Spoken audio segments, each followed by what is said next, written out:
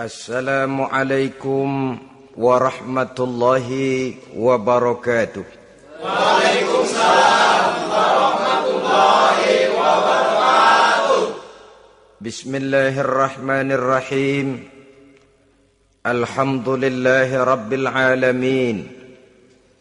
Wassalatu wassalamu ala asyrafil anbiya'i wal mursalin, imamil muttaqin, sayyidil ghurril muhajjalin, sayyidina wa maulana Muhammadin wa ala alihi wa ashabihil mujahidin at-tahirin, amma ba'du. Saudara-saudara kaum muslimin rahimakumullah.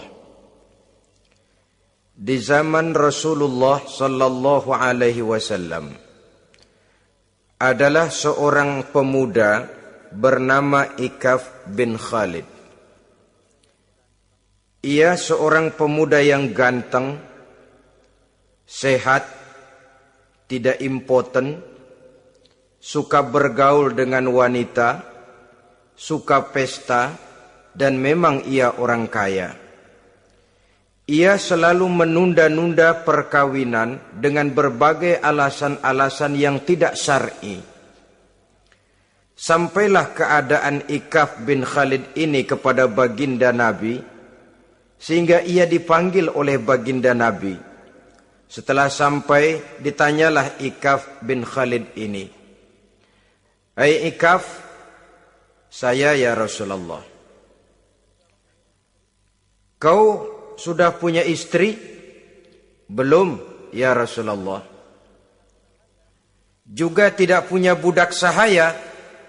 "Tidak ya Rasulullah." "Dan badanmu sehat?" "Sehat ya Rasulullah." "Kalau demikian," kata Rasul, "kau ini teman setan. Ada dua pilihan Ikaf. Engkau menjadi Nasrani dalam arti meninggalkan hidup perkawinan, atau kalau kau mau ikut golongan kami, kau harus mengikuti tata cara kehidupan kami. Dan salah satu tata cara kehidupan kami ialah melaksanakan perkawinan." Yang kemudian Ikaf bin Khalid ini oleh baginda Rasul dicarikan seorang gadis bernama Karimah binti Kulsum al-Humairi, dan kawinlah Ikaf bin Khalid ini. Dari riwayat singkat ini, saudara-saudara, Rasulullah sallallahu alaihi wasallam melihat bahwa kehidupan Ikaf bin Khalid ini adalah kehidupan yang lazimnya barangkali di zaman sekarang dinamakan kehidupan dari orang-orang yang gemar melakukan free sex, alias Samenleven, alias hidup bersama tanpa melakukan pernikahan.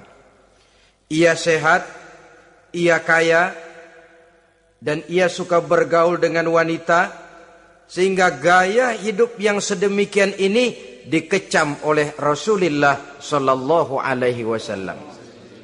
Dua pilihan ditawarkan: menjadi pendeta Nasrani yang bebas dari ikatan perkawinan, atau kalau mau menjadi muslim, ikutlah cara hidup kami, kata Rasul. Dan di antara cara hidup kami adalah melakukan apa yang dinamakan dengan perkawinan. Sebagaimana yang kita maklum, manusia adalah makhluk berketurunan terus-menerus sebagai makhluk dua jenis, laki-laki dan perempuan. Keduanya jelas saling memerlukan, saling membutuhkan. Kita laki-laki perlu perempuan, perempuan juga perlu laki-laki. Walaupun perempuan pora-poranya lebih pintar daripada laki-laki. Biasanya laki-laki kalau sudah jatuh cinta paling kurang se-RW tahu itu. Sana bicara, kemari bicara. Perempuan lebih pandai menyimpan perasaannya. Nah, pada laki-laki diciptakan zat laki-laki yang dinamakan spermatozoa, dan pada perempuan terdapat indung telur yang dinamakan ovum. Kedua zat itu harus bertemu, dan untuk itu Allah Subhanahu wa taala menciptakan kekuatan tarik-menarik antara laki-laki dan perempuan. Diciptakan laki-laki dalam biologis yang laki-laki, diciptakan perempuan dalam biologis yang perempuan. Lemah, gemulai, lembut, menarik, ayu, lemot, denok, geboy. Diciptakan magnet yang merupakan kekuatan tarik-menarik antara laki-laki dan perempuan. Dan bila ada persesuaian, maka akan terjadilah persatuan tubuh yang disebut koitus. Bila pada saat itu kebetulan terjadi pengeluaran ovum, maka kedua zat itu akan bertemu di dalam diri perempuan. Dan inilah yang dinamakan konsepsi, yakni permulaan pembinaan jasmaniah makhluk baru dalam rahim seorang perempuan. Inilah makna firman Allah dalam surah An-Nisa ayat pertama. A'udzu billahi minasyaitonir rajim. Ya ayyuhan nasu taqu rabbakumul ladzi khalaqakum min nafsin wahidah wa khalaqa minha zawjaha wa batha minhuma rijalan katsiran wa nisaa. Wahai manusia, bertakwalah kamu kepada Tuhanmu yang telah menciptakan kamu dari diri yang satu, kemudian diciptakan dari diri yang satu itu pasangannya, dan dari keduanya berkembang biaklah manusia menjadi bersuku-suku dan berbangsa-bangsa. Pada contoh lain, dari proses pembentukan jasmania makhluk manusia dalam rahim ini, Al-Baqarah 223 menjelaskan bahwa seorang laki-laki adalah seperti petani, seorang perempuan adalah seperti ladang. Petani adalah yang mencangkul sawah, menebarkan benih, sementara ladang adalah tempat bersemayam benih-benih itu, tempat dia tumbuh dan berkembang membawa manfaat bagi kehidupan ini. Dengan bahasa yang indah Quran mengatakan, nisa'ukum harthul lakum fa'tu harthakum anna syi'tum. Istri-istrimu adalah laksana sawah ladang bagimu, maka cangkulah, datangilah sawah ladangmu menurut cara yang kamu suka. Saudara-saudara kaum muslimin rahimakumullah.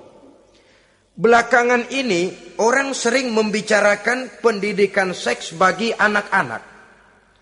Menurut pendapat saya, walaupun itu diperlukan, tapi tidak harus dilakukan secara menggebu, dan masih banyak hal-hal mendesak lainnya yang lebih perlu dibicarakan ketimbang bagaimana memberikan pendidikan seks kepada anak-anak kecil. Barangkali yang memerlukan, yang sering bertanya tentang seks cuma terbatas kepada anak-anak kecil di kota-kota besar, yang oleh perkembangan teknologi dan komunikasi, daya pikirnya memang sudah sedemikian maju. Tapi berapa ribu jumlah anak-anak kecil yang semacam itu? Selebihnya puluhan juta anak-anak kecil yang tinggal di daerah-daerah terpencil, di provinsi-provinsi lain, di luar keramaian, yang sama sekali belum perlu untuk hal-hal yang semacam itu. Haruskah cuma untuk membela yang 1.000 atau 2.000 orang ini saja, lalu kita mengabaikan yang puluhan juta adanya? Kita masih harus membicarakan bagaimana kurikulum pendidikan yang mapan. Kita harus membicarakan bagaimana sistem pendidikan yang memadai. Saudara-saudara, Quran sendiri harus kita katakan berbicara soal seks, tapi gaya bahasanya sopan. Ajaran yang terkandung di dalamnya luhur, tidak terbuka belak-belakan. Saya khawatir disalahgunakan nantinya. Maklum ya, yang namanya anak-anak, sifat yang menonjol pada dirinya itu adalah hubbut taklid. Senang meniru. Apa yang dia lihat, apa yang dia baca, apa yang dia tonton, biasanya ingin dia terjemahkan dalam kehidupannya. Kadang-kadang kalau habis baca komik Superman, dia kepengen jadi Superman. Itu anak kecil. Habis baca buku Si Buta dari Gua Hantu misalnya, pengen jadi si buta dari gua hantu, nyari kayu bikin tongkat. Biasa, itu watak yang namanya hubbut taklid. Sekarang kalau kepada anak-anak semacam itu sudah diberikan pendidikan seks, saya khawatir. Kadang-kadang tidak dididik saja sudah lancar kok. Apalagi kalau sampai dilakukan pendidikan, khawatir disalahgunakan. Saya katakan tadi, Quran juga misalnya Al-Baqarah 223 ini bicara soal seks, tapi saudara lihat gaya bahasanya. Nisa'ukum harsul lakum fa'tu harthakum anna syi'tum.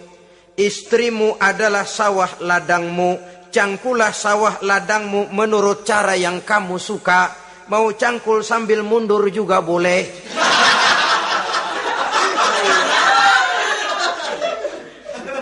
Teknik mencangkul terserah kita, asal yang dicangkul sawah ladang sendiri.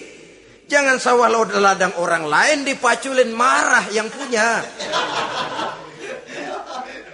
Kita lihat di sini betapa dalam gaya bahasa yang sopan Al-Quran berbicara soal ini. Saudara-saudara kaum muslimin rahimakumullah. Kesenangan melakukan hubungan seksual digerakkan oleh satu energi, oleh satu kekuatan dalam diri manusia yang dinamakan insting seksual atau libido. Dan libido merupakan energi yang terbesar dalam tubuh manusia. Ini harus disalurkan. Sebab kalau tidak, bahaya. Saudara tahu, bahaya itu lebih bahaya dari yang bahaya. Pakai tasdid dia, bahaya. Insting seksual apabila tidak disalurkan bisa menimbulkan berbagai macam gejala-gejala yang bisa mengganggu kesehatan diri atau mengganggu lingkungan. Nah, Islam tahu itu. Islam pun tidak ingin menghilangkan nafsu. Islam memberikan legitimasi penyaluran libido, penyaluran insting seksual melalui pintu yang disebut nikah. Dengan demikian, nikah merupakan pintu legitimasi untuk manusia di dalam ia menyalurkan insting seksualnya atau libidonya atau kecenderungan untuk melakukan hubungan seksual. Tetapi saudara-saudara, oleh karena yang dinamakan nikah tidak cuma berisi hubungan seksual, tapi juga berisi tanggung jawab dan kewajiban, berisi hak dan pengertian, berisi ketenangan dan sebagainya, maka orang pada umumnya biasanya ingin mencari resiko yang lebih ringan. Hubungan seksnya mau, nikahnya ogah. Sebab apa? Karena nikah itu tidak cuma merupakan hubungan seksual saja. Ya, ia harus berisi tanggung jawab. Ya, ia berisi hak dan kewajiban. Ya, ia berisi pengertian. Ya, ia berisi penyantunan sandang, pangan, perlindungan, dan lain sebagainya. Orang lalu mengambil jalan pintas. Sehingga terjadilah kecenderungan gaya hidup yang disebut Samenleving, yang berangkat dari free love untuk kemudian mengarah kepada free sex. Hidup bersama tanpa diikat dengan tali pernikahan. Akhirnya apa? Kalau dirasakan cocok, ya terus. Kalau nggak cocok, ya bubar. Tidak ada satu ikatan spiritual. Kalau demikian halnya, maka manusia belum terlalu jauh nilainya daripada makhluk bernama binatang, yang penyaluran insting seksualnya tidak perlu diikat dengan pintu yang bernama nikah. Orang ingin mengambil jalan pintas, potong kompas, mau enak lalu tidak mau resiko. Hubungan seksualnya mau, tapi kemudian pernikahannya tidak mau. Akibatnya pada satu segi prostitusi. Saudara tahu prostitusi? pelacuran meningkat, perkara apa latar belakangnya itu bukan soal kita, tetapi kemudian terjadilah proses yang dinamakan prostitusi, atau kalau tidak terjadilah pergaulan bebas di dalam kehidupannya. Saudara-saudara kaum muslimin rahimakumullah, Islam pada hakikatnya memberikan alternatif. Sehingga Nabi mengajarkan dalam satu hadis, ya ma'syaras syabab, wahai para pemuda, man istata'a minkumul ba'at, barang siapa di antara kamu mampu memberi nafkah. Ba'at di sini diartikan nafkah. Nafkah apa? Nafkah zahir, nafkah batin. Itu arti ba'at. Hai para pemuda, siapa di antara kamu yang sudah sanggup memberikan nafkah, baik zahir maupun batin, hendaklah dia melakukan perkawinan. Jangan lupa ini, man istata'a minkumul ba'at, yang mampu memberikan nafkah, baik zahir maupun batin, hendaklah dia melakukan perkawinan. Kadang-kadang ada juga anak muda nekat banget. Main derulung aja. Gak nengok kiri, gak nengok kanan. Tidak memahami yang namanya ba'at. Ba'at ini nafkah zohir. Nafkah zohir itu apa? Ya sandang, ya pangan, ya perlindungan. Nafkah batin itu apa? Ya kasih sayang, ya pengertian. Ya termasuk di dalamnya melakukan hubungan seksual. Kalau itu cuma dasar itu, rasanya mah setiap kita mampu. Tapi kan tidak cuma itu yang jadi modal bagi satu perkawinan. Siapa di antara kamu yang sudah mampu memberikan nafkah, hendaklah dia kawin. Fa illam yastati', tetapi apabila dia tidak mampu memberikan nafkah itu, fa alaihi bisyam, hendaklah dia melakukan puasa. Sebab apa? Puasa ini esensinya kemampuan mengendalikan hawa nafsu. Umpamanya, ada pemuda, badannya sehat, tidak sakit, tetapi dia belum mampu untuk memberikan nafkah. Sementara temperamennya termasuk tegangan kelas tinggi. Gak boleh kecolek dikit mau ngedredet aja. Yang semacam ini oleh Nabi, fa'alaihi bisyam. Kalau memang belum mampu memberikan nafkah, hendaklah puasa. Sebab apa? Puasa lebih mengendalikan diri.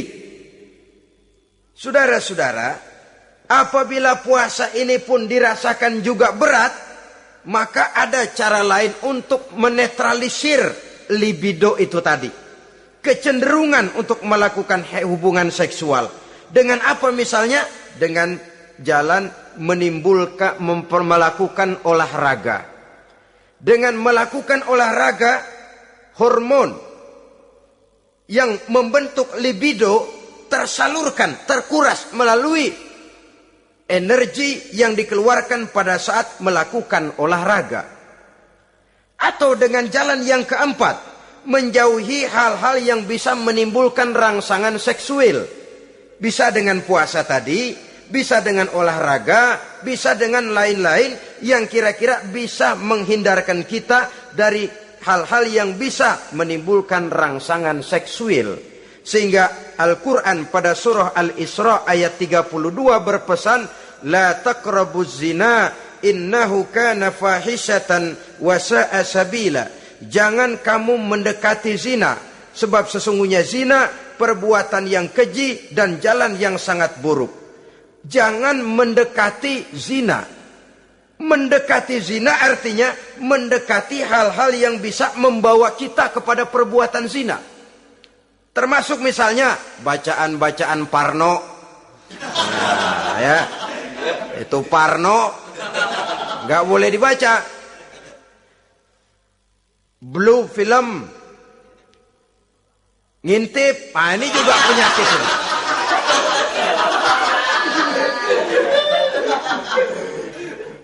Itu termasuk dalam larangan la taqrabu zina. Jangan kamu mendekati hal-hal yang bisa menyebabkan kamu jatuh kepada zina. Kalau itu didekati, besar kemungkinan kita akan terperosok ke dalamnya. Sehingga pepatah bilang, kalau takut jatuh ke sungai, jangan main di pinggir sungai. Kalau takut ombak, jangan berumah di tepi pantai. Kalau takut jatuh kepada zina, jangan mendekati hal-hal yang bisa membawa kita kepada perzinaan. Nah, saya merasa prihatin bahwa dimanapun di dunia ini, modernisasi, kemajuan sering membawa proses pergeseran nilai. Cepatnya arus komunikasi. Apa yang terjadi di Amerika hari ini bisa kita tahu hari ini. Apa yang terjadi di Eropa hari ini bisa kita saksikan hari ini. Proses komunikasi yang sedemikian canggih membawa dampak proses pergeseran nilai dalam diri dan kehidupan manusia. Akibatnya dia banyak tahu, dia banyak melihat, dia banyak mendengar. Kalau dia tidak punya filter, dia akan mudah terhanyut oleh nilai-nilai yang menggeser dia dari tuntunan ajaran agamanya. Maka dengan demikian saudara-saudara, Islam memberikan legitimasi terhadap penyaluran insting seksual melalui pintu yang disebut nikah. Dan Islam mencela apa yang disebut samenleven, free love atau free sex alias hidup bersama tanpa melakukan pernikahan. Apa yang akan terjadi dalam kehidupan ini apabila manusia bergaul sebebas-bebasnya tanpa terikat lagi oleh norma dan kaedah kehidupan beragama? Sudah cukup banyak korban bergelimpangan dari arus yang namanya pergaulan bebas dengan dalih new morality, kebudayaan moral baru yang terlepas dari bimbingan kehidupan beragama. Saudara-saudara kaum muslimin rahimakumullah. Dulu zaman kakek kita itu kalau pacaran, saudara-saudara, biasanya yang laki di luar, yang perempuan di dalam. Paling-paling pagar dibolongin. Ya, orang dulu itu kan rumahnya pakai pagar toh. Kalau sudah pagar itu bolong, si yang laki masukkan jarinya ke pagar. Nanti dipegang jari itu oleh tangan si perempuan dari dalam. Cuma beradu tangan doang, endahnya bukan main udah.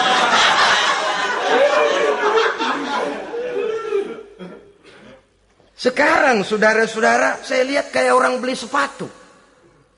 Orang beli sepatu curang banget. Beli mah belum tentu jadi, nyedengin hayo aja.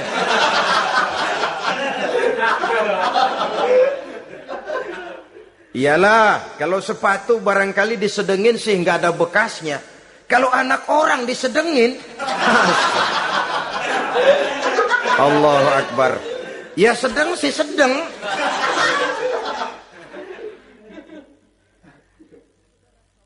Saudara-saudara kaum muslimin rahimakumullah.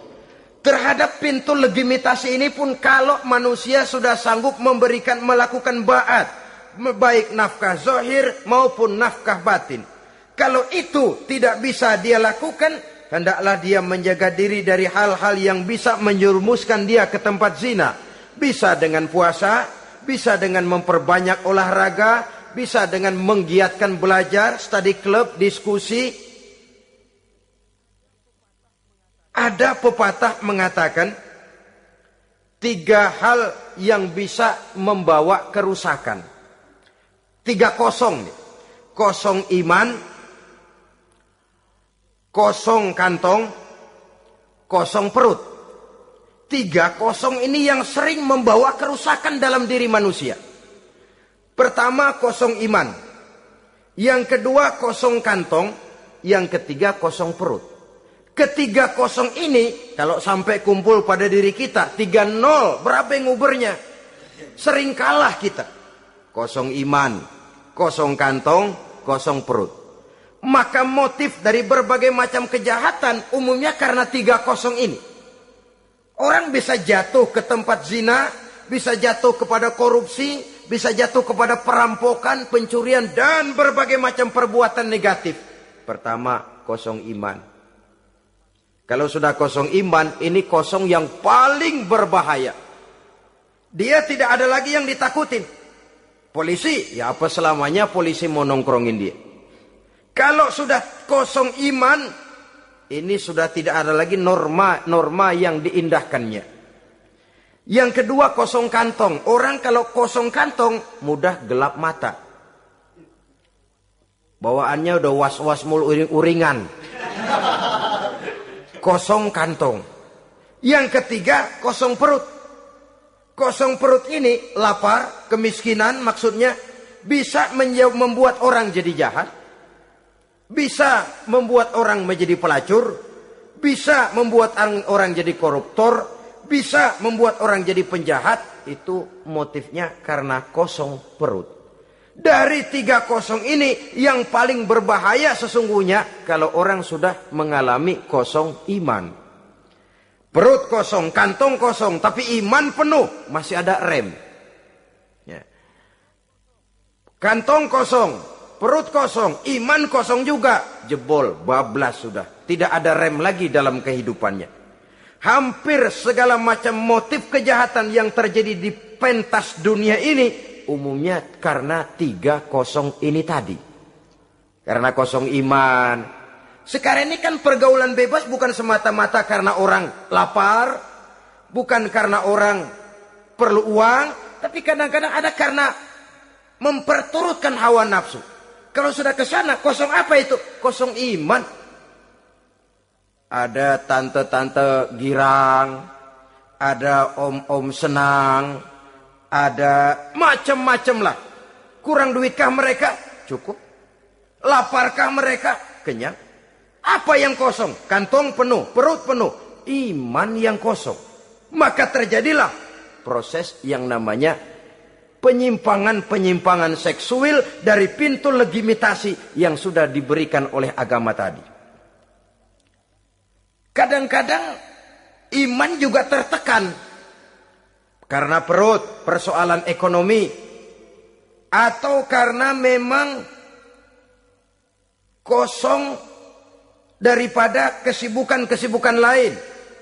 Kosong kantong, motivasi ekonomi. Ini seluruhnya bisa menjadi motivasi utama dari terjadinya berbagai macam penyimpangan. Karenanya Islam memberikan pintu legitimasi lewat jalan yang disebut nikah. Sehingga Nabi mengajarkan, hai para pemuda, siapa di antara kamu yang sudah mampu memberikan nafkah baik zahir maupun batin, hendaklah dia melakukan perkawinan. Sebab sesungguhnya perkawinan lebih memelihara pandangan, lebih memelihara kehormatan diri. Dari segi pandangan lebih terpelihara, dari segi kehormatan diri juga lebih terpelihara. Diberikan legitimasi lewat pintu yang halal bernama nikah. Kalau sudah didapat dengan cara yang halal, menikmatinya pun enak.